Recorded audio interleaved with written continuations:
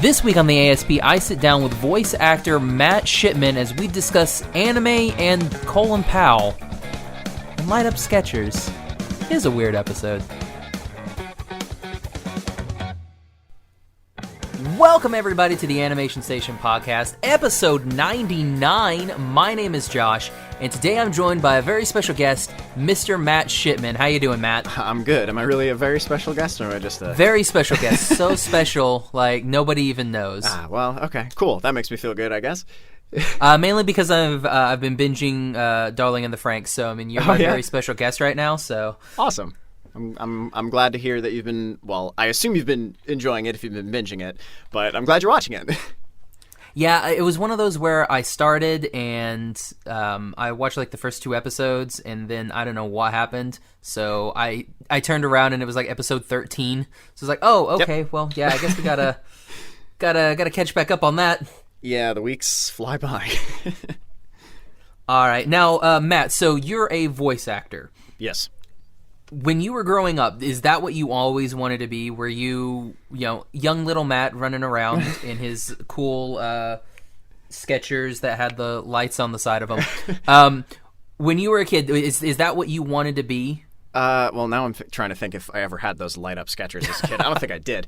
I wanted to do voiceover since I was 15. A good 10 years now. So if you count that, then yes. Before that, I had no idea what I wanted to do. Yeah, it would look weird if you had those light-up shoes at 15. Yeah, it wasn't around that time if I did have them. So around 15. So were you a big fan of like the theater and everything, or did you primarily want to go in just for voice acting? Definitely. Just voiceover was my focus. My mom, now that I, am a professional actor and like regularly work on different properties and stuff, so it'll come up in conversation with my mom. My mom loves to remind me of a time when I was like probably 8 or 9 or 10, and she brought me to some theater production of, I don't know, something. And like we sat down and I just turned to her, I'm like, I hate plays. These suck. And she's like, now you're an actor. I'm like, yeah. I do enjoy theater, but I've only ever done like one theater thing in high school, like one play in high school and play in college, and that was it. But primarily voiceover is what I wanted to do. Gotcha. So did you have any influences growing up that you were like, this is the person that I emulate? You mean in regards to voiceover and like in regards to voiceover, I mean, I don't know. If you really were digging Colin Powell back in the day, I mean, that works too. Well, I don't know. It's tough. I'm a big anime fan myself, so I watched a bunch of dubbed anime on TV and stuff like that, and so I think some of the like bigger names in the anime dubbing scene back then were kind of like who I looked up to, like. Yuri Lowenthal, I love his performances in so many different things. Yeah. Johnny Young Bosch is the reason that I realized that voiceover was a possible career. I'm right there with you. I looked him up one day because my friend who had watched like Bleach in Japanese was like, I don't like the English voice. And I'm like, what does that even mean? So I looked up the show, found him, saw that he was the same actor who played my favorite Power Ranger when I was a kid. And I'm like, yep, actors can be in multiple things. What's voice acting? And then yeah. So I guess those two would be the closest. Nice. Yeah, I mean, for me, it was Joshua Seth back in OG Digimon. Yeah, dude. So, like, that was my jam. And I was like, oh, Joshua Seth. Like, he was the first voice actor that I actually knew his name. Just because I was like, oh, yeah. Josh, hey, we have the same name. We should be friends. He's one of those guys that you always picked up when he was playing anyone because his voice was so unique. Mm-hmm. Yeah, definitely. And I actually had him on, so I got to live one of my childhood dreams, so I got to interview Joshua Seth, so that was cool. So Johnny's the next one. If I can get the young Bosch, I win. I win it, podcast bingo. Yeah. So that's the kicker. So growing up, so you were a big fan of anime growing up. Like, did you have anything either anime-wise or like American cartoon-wise that you were like really into? I mean, well, Digimon was one of them, actually. Yeah. Yeah, I was like the kid in my 4th grade class who had the Digimon backpack, and kids would like make fun of me because they were like, Pokemon's better, and I was like, I like both of them. I mean, there's a ton of stuff, but when I was a kid, it was like primarily Digimon, Pokemon. Yeah. As I got a little older, when I learned what voiceover was around that time, I really liked Gurren Lagann. That was a huge influence on me as a person, which makes Darling in the Franxx so freaking incredible for me to be a part of already. Yeah. Because it's just another Trigger show, and it's a mech show, and it's I love it. I don't know. I mean, you can probably name like a popular anime, and I would say I watched it. American cartoons I watched, but like not nearly as religiously. Gotcha. So, I mean, you grew up in that, Toonami, like that first run of Toonami era. Mm-hmm. Yeah. Yeah, those were the good old days. I guess I could say Power Rangers too. That was like when I was a kid. I have like Rangers. footage of me as a 3-year-old like shadow boxing on my front porch claiming to be a Power Ranger. Oh, see, that's the best. I got one of the first like Halloweens I remember. I was probably like 9, 10, but the one where I actually dressed up like that, I remember I got to be a Power Ranger, and like all my friends in school, like they're all going to be Power Rangers, and I was like, cool, I want to be a Power Ranger, but I was late saying that I wanted to be a Power Ranger, so I ended up with Blue, and I was like, oh, I like Billy, but was it because your friends claimed the other colors first, or oh no, like that was the only one that was left at Walmart. That sucks. I was like, oh, I got to be Blue. Okay. Yeah. I liked Blue. I'll take when Billy. I was a kid. Why not? I think it's some. But he wasn't Adam. That was the whole thing. Right, I was like, he wasn't Johnny. He wasn't Adam. And I'm like, oh, well, I don't care then. I think by the time Adam was my favorite Ranger, I don't know if I ever saw a Black Ranger costume out. Because I definitely dressed up as like the Mighty Morphin Red Ranger and the Mighty Morphin White Ranger, and I want to say one other at some point, but I don't remember which. It was pink. It's okay. You can admit it. You caught me. Oh man. Oh, so. Let's just kind of go into your voice acting. So, Sure. What was that like? Like, what was your first like gig? I don't even know. That's a weird way to start that question. Yeah, totally. So sense. you wanted to be a voice actor when you were 15. What helped you make that leap into actually making it a career? Well, I mean, it took like, oh man, I have to think about it. When did I start recording Yu-Gi-Oh? That was the first real big thing. That was like 3 years ago now, so I guess it took about 7 years before I started doing anything like noteworthy. But I learned what it was, looked into it, and I'm like, what do I have to do to try to do this? This sounds cool. And as a 15-year-old, I wasn't thinking, how do I go out and be in my favorite shows right now? I was thinking, I'm 15. I don't know what the hell I'm doing. Like, I'll figure it out, but what can I learn right now? And a lot of stuff I just saw was like act, do theater, do like improv stuff. I don't know, like read aloud a lot, like work on your diction, work on your breath control, like just a whole bunch of stuff. And so I in doing my research, I found like websites that would cast like indie video games or like low budget commercials and stuff like that, and just auditioned for them like for years, and I would get cast in some of them, and most of those games like never came to fruition, because that's what happens often in game development. And in the beginning, it's like I wasn't really getting paid or anything. I was kind of just doing it for the experience, which at the level of quality that I was providing is perfectly fine, because it wasn't very good back then. But I kind of just learned what to do via that and taking a bunch of classes. I joined theater in my high school, like I mentioned before, like as soon as I could, which was really scary, and I didn't want to do it, but I was like, but I kind of really want to do this voiceover thing, and this is what like all of the people I read about on the internet say to do, so I guess I'll do theater. And I went and did theater, and I was pretty okay at it.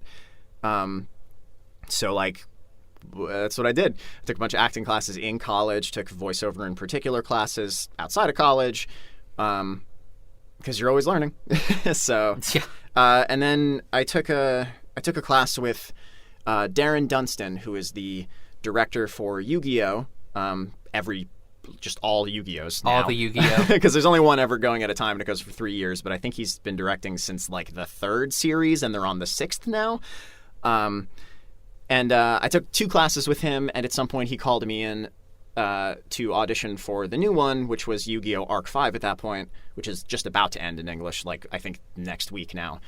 I auditioned for a bunch of the lead characters and stuff. I didn't book it at all. I did, like, a bit in one Media Blasters project, briefly because I knew the people there because I had been networking for years. And then I auditioned for one more character for Yu-Gi-Oh! And it was like a rush job. It was like, we're casting this new major character. You need to submit your audition. Like, it was just sent to me instead of, I wasn't called into the studio. They're like, just record it on your own, send it in to us by the end of the day. You'll know by tomorrow if you got cast. And if so, you have to come in the following day. And I'm sitting there like working retail. I'm like, okay. I got that audition when I was like I was in New York at the time. I'm in Texas now, Dallas area. And I was in New York City for another audition that I got because a friend passed my name along. It's all about networking. And I didn't book that either. But I left that audition with the Yu-Gi-Oh! Audition in my inbox, and I went home, I read for it, I sent it in, and the next morning when I stopped at a gas station to get gas on my way to working my retail job at Apple, it was like, hey, you're in this show, come in tomorrow. And then I came in the next day, and then that was it. And that character stuck with me for 3 years because Yu-Gi-Oh! Is super long. Yeah. And that was kind of just the start of all that stuff. Nice. I don't know if that was exactly your question. I kind of just went on the whole history there. But it's how I got started. That works just fine.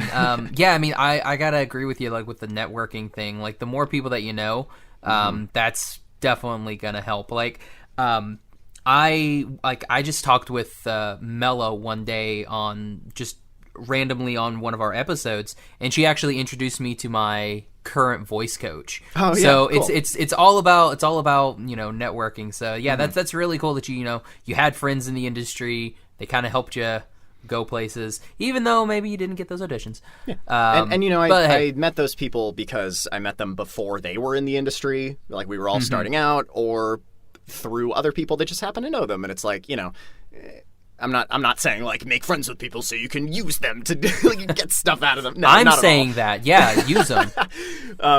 But, like, it's making friends in a similar situation to you is very helpful. Do you do voiceover then? If you have a voice coach, do you sing or something? No, I just got my demo made over at Sound Cadence. Oh, yeah? So I got everything back from Amber Lee Connors. She's one of the nicest ladies I've ever she's super met. Sweet. She did that for me. So I recorded it. I'm in the process of getting everything done. I got to get a headshot this weekend, is what I was told. So do that. I got my resume and get my demo. So it's about ready to send out to places. Cool, man. Well, you're hopefully meeting one people via this podcast, I assume. So that's good. Yeah. That's the in all honesty, that was the main reason that I wanted to do the podcast. I was like, yeah, I like voice acting, but I don't really have the confidence to do it. So I started the show to build the confidence, and then I started meeting everybody, and then I was like, you know what? It's been almost 2 years. Let's do it. So that's what happened. Gain the confidence as in for, like, hearing yourself and speaking aloud and recording yourself and stuff like that? Or just like... I'm sorry, I don't mean to dive into your... Oh, no, it's fine, it's fine. I'm just curious because it's interesting. Well, for me, it was more of I didn't really have confidence in myself. Like, I knew that I could talk because I've been talking forever, and I knew I can do, I could make people laugh, I could do funny accents, I could do stuff like that. Like, that I knew I could do, but I didn't have confidence in myself outside of my friends and family. Like, I couldn't really do that network. But... yeah, so I mean, just doing this and talking to more people, right? People you don't know, and being exactly, comfortable with them, yeah. Like you and I spoke for 2 minutes before we started recording this, and exactly, I feel totally connected and friendly with you, so you're doing a good job. Exactly, yeah, and I mean, thank you, and yeah, I never would have thought I was going to talk about Colin Powell, but yeah, for some reason he snuck his way in there. But yeah, that was like, for me, it was kind of like build the confidence in myself. Yeah. So that's what I'm doing right now, and I feel like I'm at that confidence level. So yeah, dude. I mean, we're gonna. Sorry, what? No, you go for it. I was like, so yeah, I'm gonna start sending everything out here, hopefully, pretty soon. Cool, man. So maybe we can start doing something. I was gonna say, confidence thing is totally something that I went through too years ago. And that was one of the major reasons why it was so scary to do theater and stuff. Mm-hmm. I was like, I've never done something like this before. This is terrifying, but it's kind of close to what I want to do. And it's, I mean, kind of close. It's almost the exact same thing, just on a stage instead of in a booth. But yeah, I mean, that built my confidence, and I totally get that. It's an important part if you want to be in some sort of media job. You have to be able to speak to people and be confident in yourself, because you're selling yourself all the time. So Exactly. Yeah. as weird as that sounds. Oh no, it makes total sense. Like that's like everybody that I've talked to is like, you have to sell yourself. Like you're your main proponent. So if you're confident in yourself, it's gonna, people are gonna kind of flock to you. Right. They'll take note. They'll be like, all right, well, this guy seems like he knows what he's talking about. Let's find out if he does. Exactly.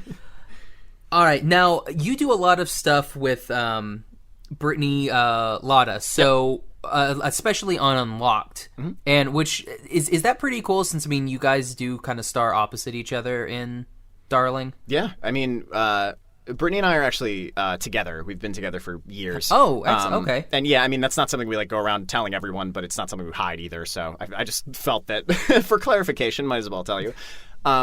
So I don't think we've ever actually played across from each other in anything, but we've been in several properties together. There's one show that we had been announced that she and I would play across from each other, but it like has not been recorded yet. So basically, yeah, Frank's is the first time that's happened. So it's really cool because, one, it's a show that both of us love. Two, that we are such major characters in it.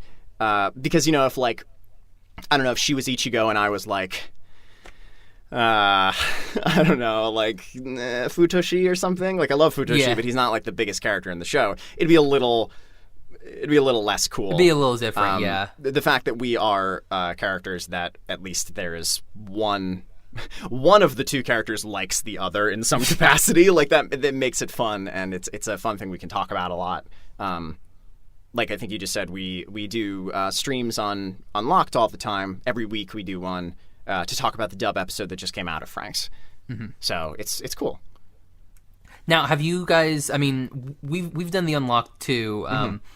Do you guys get a lot of fan interaction on yours? It's funny. It seems to. It almost feels random. Like, yeah, right. Like some days there's a lot of Like one time I just streamed myself playing Street Fighter V for like 20 minutes, and I had people they wouldn't stop asking questions and stuff.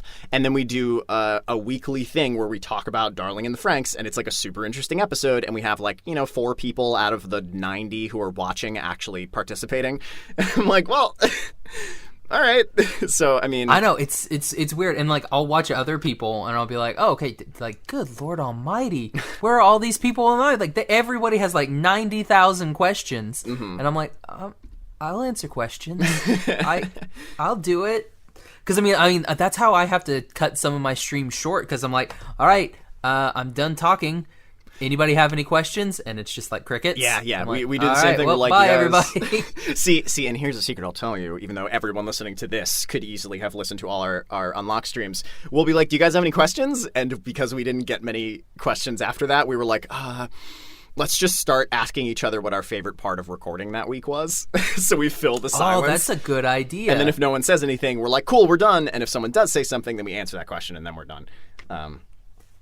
Tricks of the trade. I think we've only had like two streams where we've actually gotten a lot of fan interaction. Usually it's just like hearts. So I'm like, well, I know people are someone's tapping the screen things. Like crazy.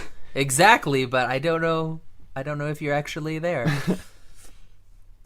So I mean, do you guys like? This is going to be weird. Bryce is going to come after me. Do you guys? How are you guys enjoying Unlocked? Oh, it's cool. I feel like the biggest downside to it so far is that I have to stream from my phone. Because I feel like it could essentially turn... Like, I've streamed me playing video games a few times and just talking over it and talking to people, and people love that. Like, people are constantly like, hey, when are you going to play this game again? And I'm like, it's off-screen footage, like, vertical. Like, like, do you really want that? And so if I could somehow stream it from a computer or something and kind of make an overlay like, Twitch streamers or something like that, I imagine it would be a lot more pleasant to watch, and I could probably do it for longer periods of time. But other than that, I really love the concept a lot. And when we do get a lot of that fan interaction, it's really cool. How about you? Yeah. How are you enjoying it? I mean, yeah, oh man, it knocked my mic. Yeah, I'm really enjoying it. It's like, to me, it was what I wanted, because when I had Bryce on and we were talking about Unlocked, I was telling him, like, this is like my dream for what you have. Like, I would like it to be a kind of like you're at a con and you're asking your people different things, and then like somebody else can pop in and like ask questions. So it's basically like you're doing like an interview with somebody. Yeah, it's like you're doing a panel at a con, but exactly not at a con. Exactly. Nice. Yeah, it's like doing a panel at a con, except it's air conditioning, no one smells, and you're in your living room. So it's it's a win-win. Instead of like, I don't know, a good 30 feet from like 300 people. Exactly. So, okay, let's just kind of go into cons. Like, do you go to a lot of cons? I mean, at this point, I would say I don't, but I want to. I've been to Liberty City Anime Con 2 years in a row now, which just so happens to take place on my birthday every year. And I'm going for a third year, 3 years in a row, birthday con. And I'm going to Delta H Con, which is in... Is that the one in Austin? I believe I mean, Houston. Yeah, I was going to say it's in Texas somewhere. I just know that I can drive there. Yeah, I'm going to that later this year. So is Brittany. I have thus far ridden on the coattails of Brittany's con appearances for all of my stuff. But I want to go to more, and man, it sucks. A few weeks into Frank's, I finally got my first like offer from a con being like, hey, do you want to come? Like, just to me. And it was on the same weekend as like the one con I go to. So I'm like, no, I want to come really bad, but I can't. But I would love to go to more cons for sure. I went to cons as a fan since I was like 13 or something like that. So like I would love to do that more often, be on the other side of the fence, you know? Gotcha. Okay, so this is going to be a fun one. You have a weekend to yourself, so no cons, no recording, 0 commitments. So it's just you, Brittany, and like what are you guys gonna do? You got the whole weekend to yourself. Like, what's your jam? Oh man, with nothing to do between the two of us, that's like impossible. It's a hypothetical. Yeah. Well, I don't know. I mean, it depends on what has been going on recently. If we have like a show we want to catch up on, probably watch that. If I'm by myself, which has happened recently, because if Brittany has a con and I'm not going to it, then I'm here. I usually am just like, I don't know what I want to do. I sit there and I'm like, oh, it's going to be great to have a few days off. I'm going to like be able to catch up on all the things I want to catch up on. And then I sit down and I'm like, but I don't really know what I want to catch up on. I'm 3 seasons behind on Yomushi Pedal. Should I watch that? It's 3 seasons. That's going to take up my entire vacation. I'm like, I haven't started Breath of the Wild yet. Should I play that? That's what I did last time. But it's a new game. Like, I'm not going to finish it. You should be streaming Breath of the Wild. That would be pretty I did. Cool. I streamed it like once, and that's the thing. Someone's like, when are you streaming Breath of the Wild again? And I'm like, I don't know. Next time I have a boss fight that I can't beat, and I need you guys to tell me how to beat him, because that's what happened. So, man... Probably just play games and watch anime or something, or like hang out with a friend. But so many of my friends are busy all the time too, because we're all freelance. So it's like weekend means nothing, because we work on the weekends and we work during the week, and sometimes don't work during the week. So I don't know if that's a satisfying answer, but no, it was awful. But any big interest outside of anime? Like, you a big fan of Westworld or anything like that? I only bring that up because it's on right now. I've heard that's really good. I mean, I'm just kind of a media guy. Anime is definitely my thing, and I like superhero movies and stuff. Like, I've seen most of the Marvel movies. I say that, and like, honestly, if I told you which ones I haven't seen, you'd be like, "Are you kidding me?" Oh, dude, don't worry. I haven't seen most. Okay, of okay. Well, someone else would be very upset. Oh yeah, pitchforks. But like, I don't know. I mean, what do I keep up with? I don't actually. This is like the third time I'm mentioning Power Rangers on this podcast. I don't keep up with it, but like, I always am like, oh, what's the new cast look like? What's the show about? What do they do now? It's all media. It's all media, man. I mean, I exercise too, but I'm not like one of those. I'm not like, oh, I go to the gym all the time. You know, I just like do it in my living room. So like, it's not like a passion. I'm not really good at cooking. So, like, I don't know. I used to draw. I haven't drawn in forever. But I guess it's video games, man. Video games and anime and TV shows. Usually I just watch stuff people recommend to me if it's not anime, but if it's anime, I explore myself. Yeah, I'm in that same way. Like, if there's something on, I'm gonna watch it, or I'm gonna find something to watch. Like, the majority of my stuff, like, if I'm editing or anything, I'm gonna put on people playing video games. Like, I'll put a Let's Play or something on. Yeah. Because I'm like, I don't have time to play anything. Like, I've been sitting on, oh god, we did Final Fan, or like, we did Kingsglaive, or the Final Fantasy 15 movie back in January. And the day that we recorded that episode, I went out and bought 15, and it's just sitting there because I'm like, that's like 100-hour investment that I can't do. That was totally a game that I was gonna buy, and then I bought Persona 5, and I was like, well, this is enough of an investment. I don't need to get Final Fantasy 15 right now. I got Persona 5 on Black Friday. It's still in the clink wrap. I mean, I don't have time because I'm like, it's so Persona, and I know, and I loved Persona 4, and I'm just like, I can't spend the amount of time that I did with Persona 4 and Persona 5 because I won't get anything done.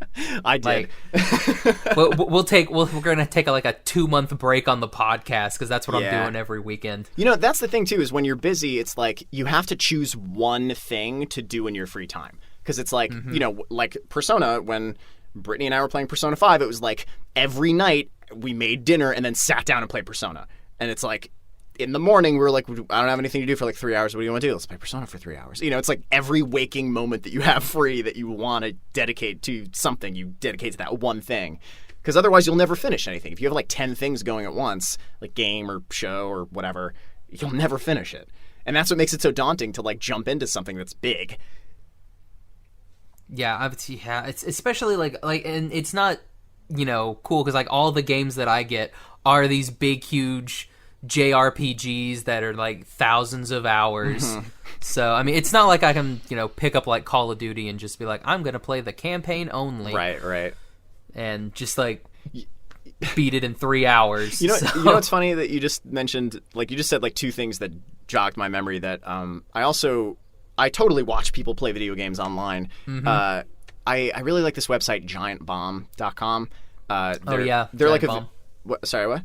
Oh yeah, Giant Bomb. Yeah, I used to listen to their podcast back in the day. Yeah, and like, but they had like 3-hour episodes, so I was like, geez, I can't do it. Dude, it's and that's the thing is like when I lived in New York City and I was commuting to and from my job at retail Apple places, like the commute was the perfect time to listen to those things. But then I fell off of it for a while. But like I just enjoy their content on their website and stuff.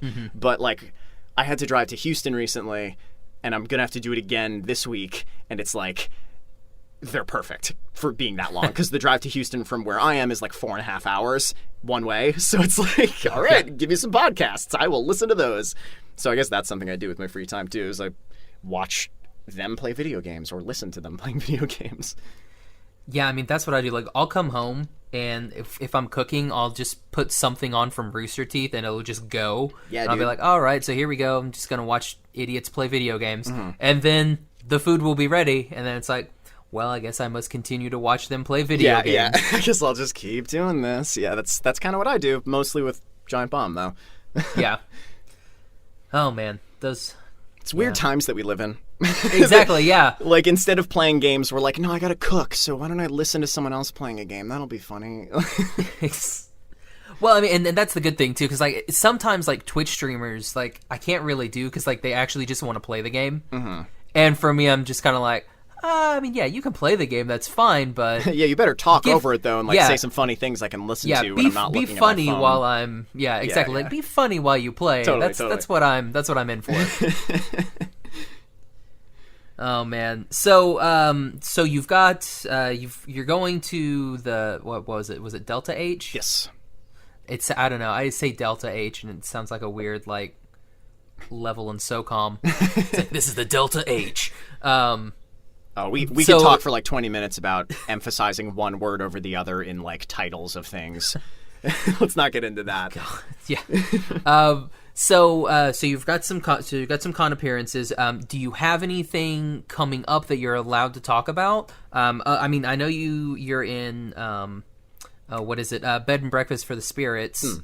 So that's pretty new. So anything that you're allowed to talk about right now that you can share? Well, it's tough because since I'm in the Dallas market now, most of my work is coming from Funimation that does simuldubs. And simuldubs, since it's going to come out like 2 weeks after you start recording it, it's a really short wait time. Like it used to be, even here and just in other shows and stuff like that, it's like you start recording a show and like 9 months later the cast is announced and it's like it's going to be released in 3 more months, and so it takes like a whole year before you can say anything about it. Those are the worst days. Yeah. But now with simuldubs, it's so quick that like, listen, I could have a new character I'm going in for next week, and I don't know, and then everyone else will know 2 weeks from then, So like, I don't know. But like, I mean, the newest things I'm in, I guess, are like, I'm in Kakuryou, although I've only had one line so far, and it was like an off cue, and I'm wearing a mask. You probably said the hell out of that line. Well, I got the explanation that the director, I think they're co-directing, but the director I worked with on that show was Jade Saxton. She's a sweetheart. Friend of the show, wonderful girl. Yeah, has she been on the show? Lady, girl. My gosh, she's a wonderful lady. I call everyone kid, even if they're older than me, so like, I don't blame you. But she gave me like this whole explanation of the show, and then I walked in and said like one cue, and I'm like, all right. And I haven't been in like 3 weeks for it. So I mean, I've got a lot of Funimation simuldubs going on right now. I don't really have anything that I can talk about that's coming out in the future. But I may soon, honestly, by the time this podcast comes out, it's possible I'll have recorded a new character and it'll be out. So, I mean, it's cool. I mean, I did read the thing where you are replacing Bryce as Eren Yeager for a new Attack on Titan. So, congrats there. You know what's funny is we'll hear more about that in July. So. That's not true for anyone listening who got no tricked. You know what's funny is I just the other day read a comment on some like upload of a clip from the Frank dub where someone was like, or maybe it was like a podcast talking about the Frank dub, I don't know, where someone thought I sounded like Bryce when I yell, and I'm like, no, I don't. I don't sound anything like Bryce when I yell. He has so much more breath control than I do when I yell. It's so weird. I feel like I could talk about that for 20 minutes too. Let me talk about it for like one real quick. Before I like started doing voiceover more regularly, and I was just like a fan of all these products, I would listen to like one voice and I'd be like, oh, is that this person? And it'd be wrong. And I'm like, oh, they have such similar sounds. And now I listen to them and I'm like, they don't sound anything alike. What the hell was wrong with me? Like, why would I think that? And I see stuff like that all the time. Like, I think my favorite is I'm good buddies with Clifford Chapin. He's the director for Darling in the Franxx, and he's the voice of Bakugo in Hero, My Hero Academia. And every once in a while, we will just like send each other a comment we've seen where someone's like, so sure that like Yuri Lowenthal plays Bakugo. And it's like, Yuri never sounds like that. Like sure, Cliff could do an impression of Yuri and maybe it would sound similar to Yuri, but like what he's doing in that show sounds nothing like Yuri. So why would anyone think that's him? And like the different actors that people think are that character in particular, it's insane. So I sit there and I'm like, man, how can you think that? How can you think that's someone other than Cliff? And then I'm like, well, I guess I was like that not a few years ago, like 8 years ago now. So I can't blame them too hard, but. Yeah, I mean, back when I first heard, I don't know last names. I'm really bad. That's cool. It's Micah, is it Solasad? Solasad. Yeah. The first time I heard him, I swore it was Johnny Young Bosch. Dude, so did I. And I was nowadays, like, what I'm the like, heck is that Johnny Young Bosch? Yeah. I think the first time, like one of the first times I really heard him, it was for a certain magical index, and I was like, Johnny came from LA to do Funimation? What the heck? And then I was like, oh, wait, huh? Yeah, it was weird. For me, it was the Soul Eater trailer. I was like I was so certain it was Johnny, and then it was announced to be Micah, and I'm like, well, he sounds just like Johnny. And now I can hear them do like a freaking react, and I'm like, that's Johnny, that one's Micah. Like, I know who it is. They don't sound that similar to me anymore. Oh, no. Yeah, but I mean, but yeah, I'm right there with you, man. Yeah. Like, but starting out, like when you first hear them, you're like, oh wait, hold on, I got to think about it now. Yeah, and I really feel like a lot of people just like, because voices are very complex, like, and it's not just about the voice; it's about the performance so much too, which affects the voice. So I guess you could just call it the voice. But like, everyone has particular ways they say words. Everyone has particular like patterns they tend to talk in terms of emphasis and stuff. Everyone has particular like pitches that they'll rest in, or like peak or bottom out in, or something. And so even if someone has like a part of their range that can sound similar to someone else, there's so many other factors going on at the same time that like I feel like so many people don't think about it, and that makes sense because it's not their job like it is mine. I can't blame them, but because it's my job, I'm like so aware. I'm like, oh, who is that? Oh, that's Chris Wakehamp. Yes, of course. And it takes me like 3 words to do it now. Whereas back in the day, I'd be like, oh, I'm certain that's, I don't know who I would have thought was Chris Wakehamp, Liam O'Brien or something. I'd be like, that's definitely Liam O'Brien. And it's like, they don't sound anything alike. What am I talking about? They're just both adults. They're both male adults, so yeah, they're perfect for each other. Just voice match them. It's great. For me, that was one of the fun things growing up, was when you heard somebody that you knew. Yeah, dude, like with Joshua Seth. Like when Joshua Seth played, it was weird. Like he played some old guy in Ghost in the Shell, and I'm like, wait a sec. Absolutely, dude. That's Joshua Seth. I think about it all the time. He was the Laughing Man, right? Yeah. Yeah. That's like the one that when I remember I heard that and I'm like, dude, that's Ty from Digimon, and this is like the creepiest thing, hearing him be like a villain in this thing. It's so weird. I totally know what you mean. And like same thing with Mona Marshall. Mm-hmm. Like I can pick her out of everything now. Yeah. When whatever she does, I was like, well, she was Izzy on Digimon, so I got that. And then like she would be in what was she in? She was in Fate Zero. Mm-hmm. Like she was young. Oh my gosh, I can't remember. Shiro. I was like, oh hey, that's Mona Marshall. Like I can just pick her out of stuff now. And like some old dub of like I can't remember. It's one of those things that had like 13 different names when it came over here. Right. Something about, I think it was like Silverhawks or something. And like I heard her and I was like, oh my gosh, it's a really young Mona Marshall. Well, I say really young. It's Mona Marshall playing a really young kid again. So it's one of those where I'm like, oh cool. It's really cool how you can get that. Like she was freaking Kite in Dot Hack, and I'm like, oh wow. Oh wow. I haven't thought about that in forever. Yeah, so it's like one of those ones where it's just like, oh, good lord! Like once you know people, or like once you can identify people from their voice, you just pick them out in everything. Mm-hmm. Yeah, totally. Man, I remember like the opening to the video game Digimon World, and it's like I think Mona played all 4 of those children in that cutscene, and you're like, why do they all sound like Izzy slightly? Oh, it's the best. Yeah. Oh man. Okay, sweet. So Matt, thanks for coming on. This was super fun. Thanks for having me. Oh, no problem, man. So where can everybody find you on the social media wise thing? That's not a really good sentence. Well, we all know what you meant. As soon as you said where can you find, we're all like, oh, we've heard a podcast before. Twitter is my main thing, so Matt Shipman VO is my handle. I think you can just look my name up and you'll find like 4 different dudes with the exact same name. One dude who is like let me look him up. Let's just look him up really quick. Let's take 2 seconds to do this because this guy... let's see. Here we go. Twitter. I think about this guy all the time. I'm like, oh, that one dude who's got my name and he's like a scientist. Yeah, he's got like 7,000 followers, like way more than me.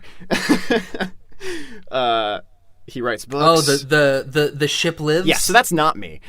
I'm the other one. I'm the one that says voice actor in his description. So Matt Shipman VO, Twitter is the thing I use the most. I do have a Facebook page. It's like Matt Shipman -voice actor. It's basically just my Twitter page. All of my tweets get posted to there, and then every once in a while, when I like get a new character, I'll post that on the Facebook page. But I haven't done that in a while. I gotta catch up. I guess, I'm technically on Instagram, too. I've posted, 2 whole pictures. Let's see what my handle is on that thing. This is posted 2 pictures, probably have, 300 followers. Let's find out. That's a good ratio. 2 posts, I have 118 followers. Well, hey, there you go. That's, what, that's good. That's a good rate. It's like 59 followers per post. Yeah, That's not bad at all. Something like that. Yeah. No, 59. You're right. That's exactly what it is. Math. I should know more math. I work in taxes, so Oh yeah. It should be one of those where like I should just know math. It's like, no, I don't. Dude, I was so good at math in like high school and college. Well, okay, no, college is where it all went downhill. But middle school and high school, I was like, yeah, math is easy. And like now I'm like, wait, if a fraction equals a fraction, do I like flip them or something? What the hell? Like cross multiplication? What is that? I'm like, see, I don't know. I was great at math until like they started putting letters in there, and then I was like, nah, this is.